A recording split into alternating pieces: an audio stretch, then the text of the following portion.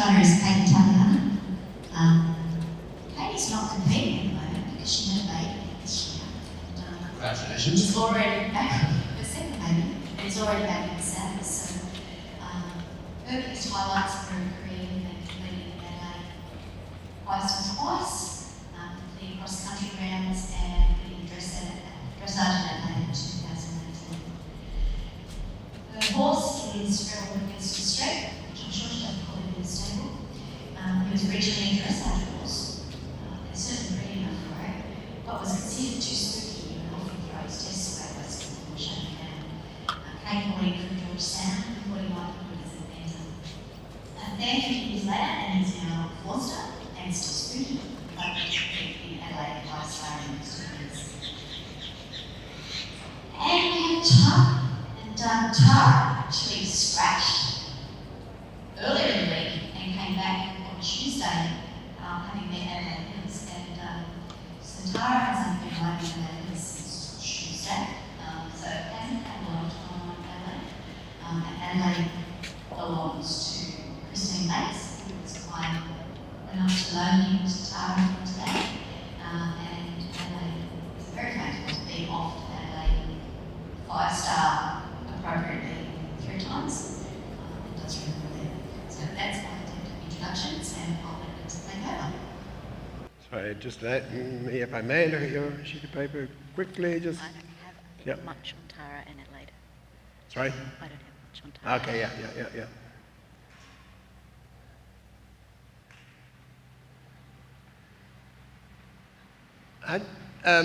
Just asked me a question about Adelaide Hills. Has he been to Europe? Yeah. Burley, was it Burley or? No, I don't think so. He went to Aachen. Aachen, okay. Yeah, I don't think he's done Yeah, I just have this recollection of seeing him in Europe Yeah. at some stage in his career. Yeah, okay. So he's a well-travelled young man. Alrighty, how old is he now? 21, okay, young. Very good. And yourself, you've ridden 4-star yourself? Yeah, okay, yeah. So what we have in here, various exercises. With our first 2 riders who were sort of at 1-star level, we just kept it fairly basic. But on the other hand, it all starts with the basics. So what I would like to see you both do, and I don't know whether you've heard last night, were you here last night? Or yeah, so you've heard me talk about all my principles, so I don't have to start it again for yourself or the audience. So what I'd like to see you do is working initially, and we're not doing too much racing position unless you want to switch them on. Yeah, I use that word, switching them on, mentally, is that sometimes you want to get a horse travelling forwards. Well, the best way to do that is go into the racing position and say, yeah, come on, let's go. Yeah, as opposed to kicking and pushing and so on. Yeah, so it's again, I refer to body language. Yeah, so we're going to mainly be working on the working light seat, contact seat, just a little bit to get me a chance to have a look at the horses before we start to jump. And then we'll be focusing on the landing position an awful lot again. Okay, so let's see you both. We'll start off on the left rein. We won't do our pole exercise around the outside this time. I'll just put this down.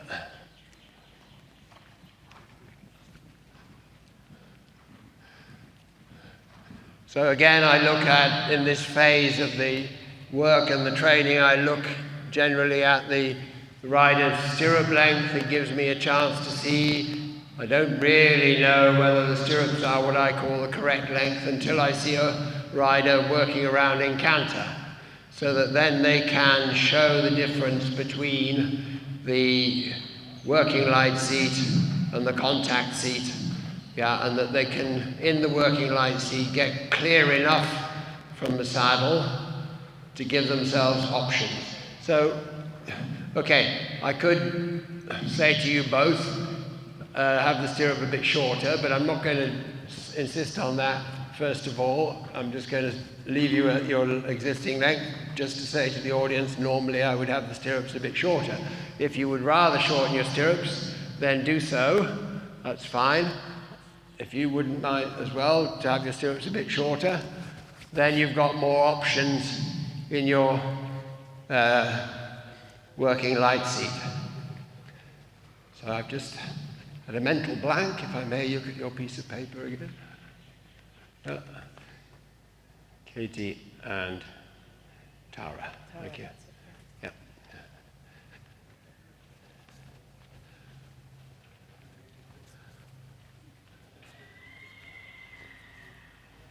So we talked as we were walking the course with the coaches this morning about what we do down at the start area in the preparation. And I say it's not about jumping lots of fences, it's about getting our horses in the right mental state. So some horses need to be switched on and motivated, and others need to be kept cool and calm and switched off. So in the case of the ones that need motivating, then I'll use this exercise of going down the long side, for example, crouch down, accelerate, sprint a little bit, sprint, and now come up to the working light seat and slow down on the outside rein. That's right, and compress the canter. Now compress a bit more, compress a bit more. Now sit down and slip the rein and light contact seat. Correct, contact. Good. And when you come into the contact seat, you've got the option of pushing with the seat, which will lengthen the stride, or you can come in contact with the saddle and be absolutely still in your contact seat, so that having compressed the horse, now compress, light seat compress, light seat compress, now contact seat, and sit still, don't push, don't push. Let the nose forward, let the nose forward, don't push. Let the nose forward, don't push. That's right. So having got the compression, you can touch the saddle without having a driving influence. Now push with your seat, Tara. Push with your seat. Oh, sorry, Katie. Push with your seat. Push, push, push. So you can see how that lengthens the stride. Now that effect with your contact seat, you don't want to have all the time. You want it when you need it. If the horse is backing up, is hesitating at a particular fence, then you might use your contact seat and encourage the horse to go to the fence by pushing with the seat. That's right. Okay, Tara, crouch down, racing position, let's go. That's right. Now light seat, compress, compress, compress, compress without sitting down, compress, that's right. Now sit down without pushing. Don't push. Lighter contact. Don't push. Right. You can touch the saddle. Don't push. Sit down. Sit down. There. Good. Right. So there we have a contact seat on a light connection to the mouth with the stride remaining the same because the seat is not having a driving influence. Okay. Good. Come back to walk, both of you. Take a break for a second. So in our warm-up down there, with one horse we might switch them on like this, sprint, collect, and then having collected, maybe make a tight turn, then a flying change, and then go the other way. That we're really getting the horses responding to our position statement, body language, and I say here body language, racing position, light seat, contact seat, it's all having a body language effect on the horse. The position statement that I talk about is also, it's a little bit of a, how would I say, difficult to explain what is the difference sometimes between position statement and body language. Position statement is what I call the preparation. So position statement for me refers to, let's say I'm going to turn left, I'm going to sit to the left-hand side of the saddle, I'm going to turn my eye, I'm going to say to the horse, we're going to go left. And then my body language says, let's do it. Yeah? So the position statement is the preparation, the body language is the action. Yeah? And then as we come to the fence, I keep referring to the landing position, and you'll have seen this in the demo last night, yeah? Where it seemed to be never enough. I was always saying, be more in your landing position. I've seen some horses on the cross country this morning, sometimes some very good landing positions, and sometimes some precarious ones, yeah? So what we're going to do to start with then is look at you approach some simple fences. So we're going to start off on the left rein, for example. We'll come over the green and black fence here, and then to that one there on a curving line, and then we can change the rein here over this one, and then I'd rather go all the way around the outside. As you turn here, sit to the right, look right, and turn inside these fences here. Maybe go through that gap between green and the water tray to then come back round down the long side, and then those two on the right rein. Yeah? So it's a bit like a figure of 8. Yeah? Okay, so find the fence, find the line, keep the rhythm, look beyond the fence all the time, look beyond the fence so that you don't get tempted to get picky with the stride, and then focus on a good landing position, which means sometimes slip the rein. Let the nose poke, let the nose poke, let the nose poke, landing position. Good, so you're jumping down an imaginary step. Okay, that was better in the landing position. You slightly broke the rhythm coming to it. Don't look at the fence, look at something behind the fence. Start thinking about landing position. Correct, now turn, correct, good. Here your weight and your position statement is into your inside stirrup. You're controlling on the outside rein here, soft on the inside, finding the fence, look behind the fence, look high, landing position. Rein's a bit longer, slip your rein, longer rein, correct, good. So I said to you after the second to the last one, before the last one, slip the rein, because I found your hands halfway up the neck going over this fence here, instead of staying at the breastplate. Yeah? The horse's neck goes up and down. I talk about the hinge in front of the withers. So if our hands are in front of that hinge, then as the neck is used by the horse over the fence, it's going to pull the body forward. So that's why I'm always saying keep the hands at the withers. Yeah? Now here, for example, we're not traveling yet, so let's switch him on, let's go. Right, that's enough there. Now slip the rein. Now you're jumping down an imaginary step. Yeah, longer rein, jumping down a step. Good. When I talk about jumping down a step, imagine how you would jump down a step and land into a squatting position. Look high. Better. Good in terms of the landing position. Travel, let's go, we're going cross country, let's go. Keep your hands near the neck strap. Let's go, keep your elbows in by your body. Find the fence, find the line, look at something behind the fence. Look at something behind it, landing position, good. Shoulders back here. Right, good. Okay, you've got a relatively tall upper body, so that makes it all the more important to keep control of the upper body, because it has a more obvious effect on balance if you've got a tall upper body than if you've got a short upper body. Yeah? But both are important. Okay?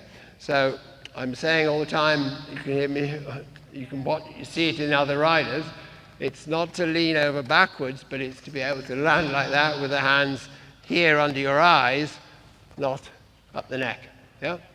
Okay? So now, the principle about position statement, body language, will be applied as you ride some of these more technical questions and curving lines and so on. And I'm always talking about Doris. You've heard me mentioning Doris many times. Look for the point behind the fence. So what we're going to do now is come and do some of these more technical lines. What I suggest we do then, first of all, let us come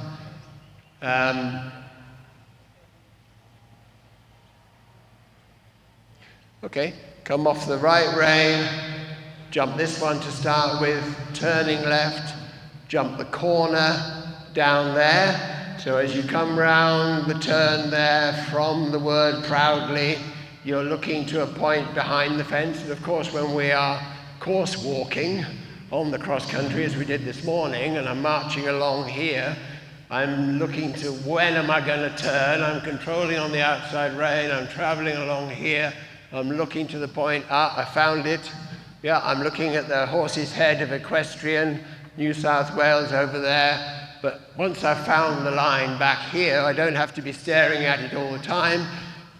Once you're there, you've got it. Yeah, you've got your line, so you're coming to this one and you're already keeping them straight, but you're looking left. So your horse feels your body language looking to the left. So in that way, you're jumping the corner saying that we're going to turn left. And this is relevant on a cross-country course out in the open there, is that they've got to know as you're jumping this, that you're going this way, you're not going that way, so they don't fall out through the shoulder and run out. So that is particularly relevant if you have, let's say, a double of corners or shoulder brushes or something like that. Your body language has got to say, we're going that way, yeah? Even though this may be the last element of the combination. So we've done that, we've done the corner. And then I would like you to come and jump the two across the center line. Yeah, so as you come round the turn here, yeah, first find the fence, find the line. So we're coming around here, looking for the line, balance, looking high, looking at the red fire hose reel up there. That gives you a very good, clear Doris. By looking high, it makes your body come up a little bit, so you're good in your landing position here, and you're keeping your eye on that there, and you're feeling with your contact with your seat and leg and your body staying up, so you're very upright in your position here while you keep an eye on the fire hose. And then from there, we can then come round to the right, and I think what we'll do then is come round on the inside of the corner. Yeah. And I want to come to the roll top here. And as we come to the roll top, you're going to come inside the corner to the roll top. And we're going to go from the roll top to the triple brush. Okay? So what's important here is that once you've found your line here, you're dead straight, like you're going up the center line of the dressage arena. You've already turned your neck to the right. You're good in your landing position here with your eyes right. You're not landing like that first, then coming up.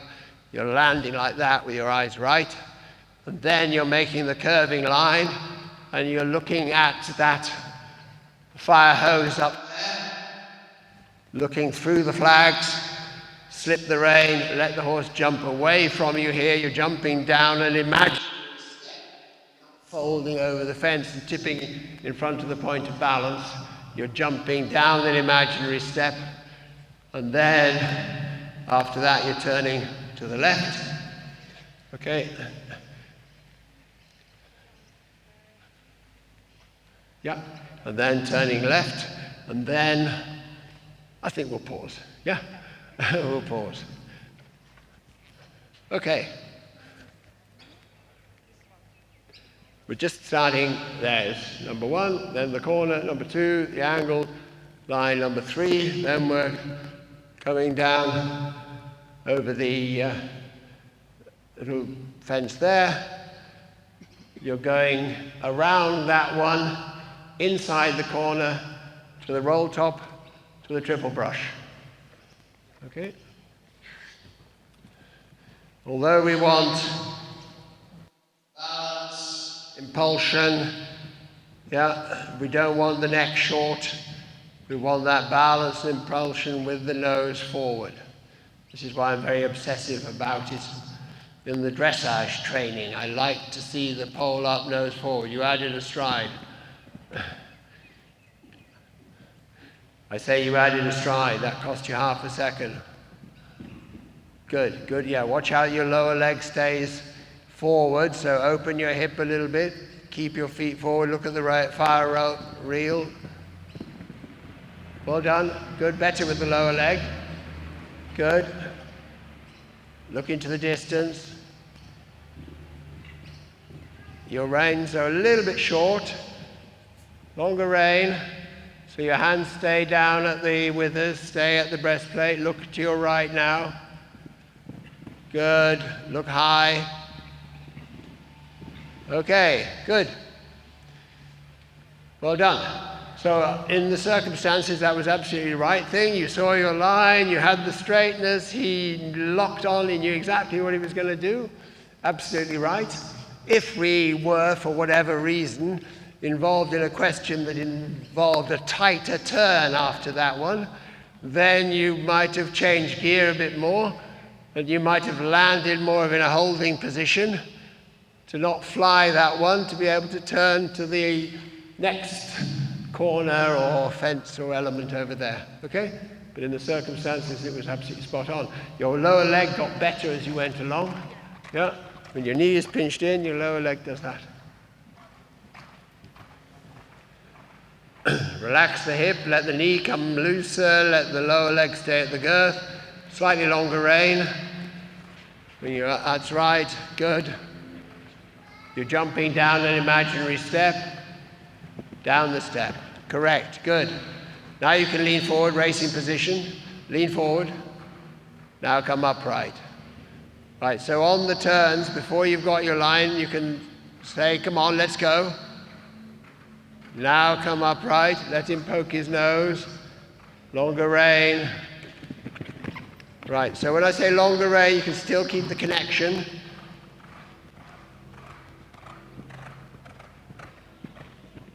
Yeah, I like that, good. And so you'll be good in your landing position after the roll top, looking for that fire hose up in the stands. Turn your neck now. Good, look for the hose. Right, well done, good. Okay, this guy knows his job. Yeah. He knows what he wants to do. If you have a less experienced horse, yeah, they may wobble here. He sees it and says, yeah, let me at it. I know what I'm doing, yeah. And that was good, that you just kept him straight. You didn't interfere with the rhythm there. You let him do his job, and yet you still supported him, right? There was a moment early on when I said your reins were a bit too short, yeah. So when I say let the rein be a bit longer, you still can keep a connection. It's not letting go of the steering wheel. It's just, instead of driving your Mini like this and Mr. Bean, you drive your Cadillac sitting back here with the steering wheel a bit more like a truck. Yeah. Okay? So what we'll do now,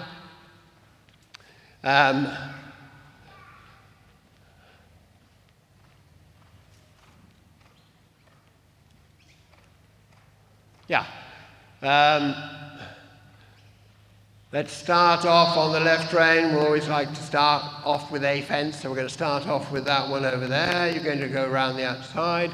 We're going to raise the coffin rail, which is going to present you then with a challenge. Because I'm not going to lengthen the distance. So what that means is, in your terms of your position, you're going to go jumping in there with an oh shit position, yeah? So that then you're behind the point of balance when they land here and have to chip in a stride here, right? And you stay in that up position as they then have to adjust their stride for here as well. So if you're good in your position, the indication will be that he'll jump that without knocking it over. Okay, because you're good in your landing position there, in balance, hands down, eyes up, look high, look into the audience up there, and the horse can cope with that imperfect distance. After you've done that, we'll then, landing on the right rein, we'll then come this time down the center, down the long side, and this time you're going to do roll top to corner. So as we come down here, preparation, the control on the outside rein, so you're jumping this, keeping them dead straight, whilst your eye and your body is saying we're going to go right, so he lands in right canter lead.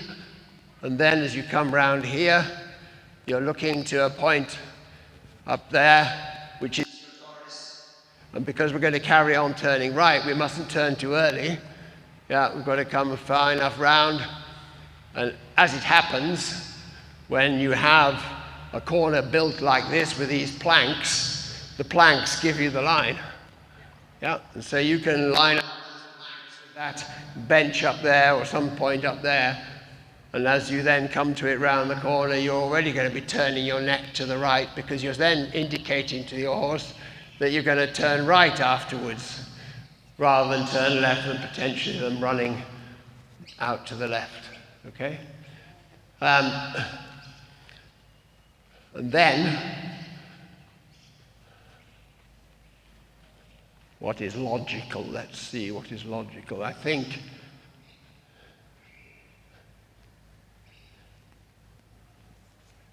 yeah, I tell you what, after that corner, I want you to come round here and jump this one on the angle towards Proudly Sponsored. And the reason I'm adding this one after that, because if you do a flyer there, you won't have a rhythm and a smoothness to this line here. You've got to be good in your landing position, control on the outside rein, straightness on the angled line here. Okay? So, let's go the other way. You go first this time, Tara.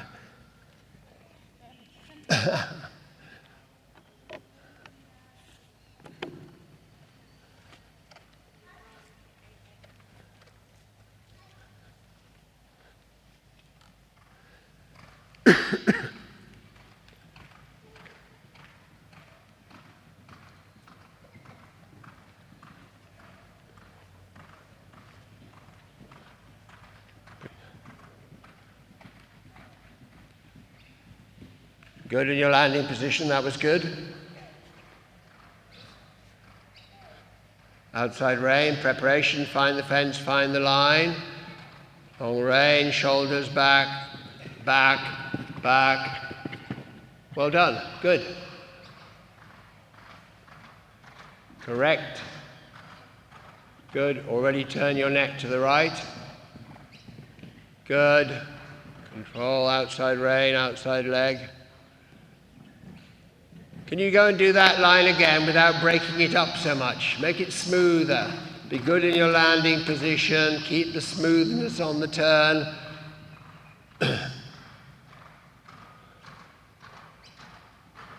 Good. Landing position here. Good. Don't look at the fence, look beyond it. Okay, still for me adding a stride, never mind. Okay, well done. Good. Good. Very good, mostly in terms of your landing position. The point that I was making up there is you broke it up more than was necessary, yeah, and therefore it lost that smoothness, which is what I call perfection, yeah. But the landing position was good all the way around. Well done. Okay. Katie.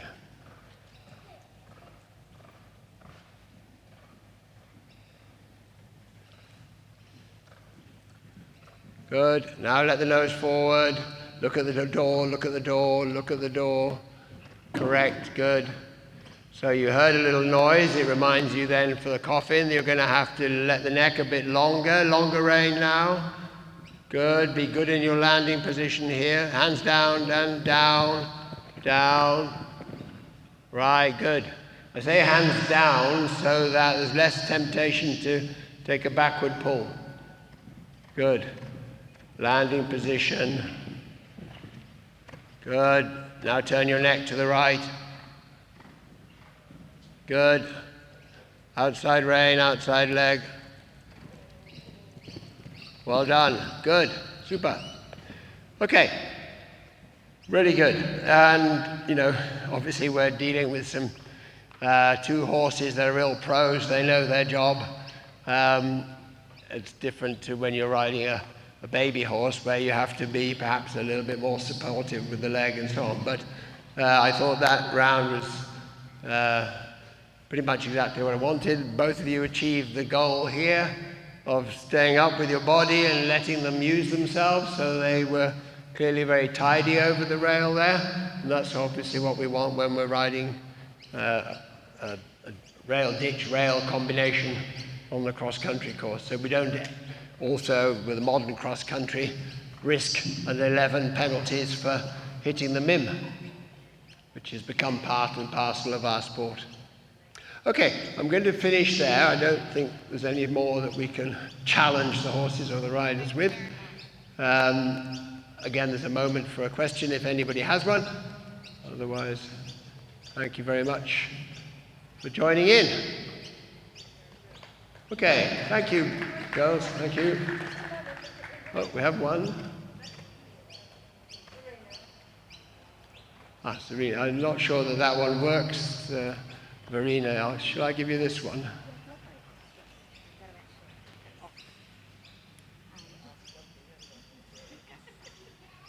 Okay. Okay, we have a question from the audience up there. I wondered about the sipping of reins. When do they detect the reins, and when do they sip the reins, and when do they detect the reins? You slip them and you take them back again. Okay, yeah, that's a very valid point. I call it slip the rein, I could just say let the reins go a bit longer. But the reason I say slip it is because you want to not let go of the connection with the mouth as you make the rein longer. So that's why I talk about slipping. But you can slip and then close your fist. Then, of course, having landed like that, you may then want to go back into the racing position, in which case you would naturally shorten your rein again, so your hands are under the eyes. So, not that I've talked about it here at all these last couple of days, but that ability to slip the rein, shorten the rein, is a very important dexterity issue that we have to train the riders. And I'll often work on teaching the riders to what I call ride with a single bridge, which is, as we saw in the dressage yesterday, sometimes ride with the reins in one hand and then put the spare hand back on the rein without letting go of the two reins in one hand. And so that, I call it a single bridge rein, enables you to slip the rein, shorten the rein very quickly and efficiently. Yeah? Yeah? When you talked about the difference between the show jumping seat and the cross-country seat, Yes. would you recommend two tables that you would ride in a different seat in the centre? Yeah, I would say in the show jumping we ride with stirrups a fraction longer. Yeah, the basic principle being that she's going to stay above the point of balance. She's not in what I refer to sometimes as a safety seat. Yeah, she's going to be trying to give the horse the best chance to operate behind. That's about her position over the point of balance rather than behind it. And of course it has to do with the connection over the back and the use of the neck to get a good shape or bascule over the fence and the hind leg operating. Yeah. Styles, different length of stirrup. We're talking about a small degree. Yeah. But Katie's got a question. Katie's got a question. In terms of this particular horse or a horse that might be spooky between dogs, he's not spooky at the dogs he wants to jump, but will often jump sideways on the calves or something. As well as all of what you've already said about connection with the longer rein and keeping your body safe, anything else I can do to stop him? Yeah, of course.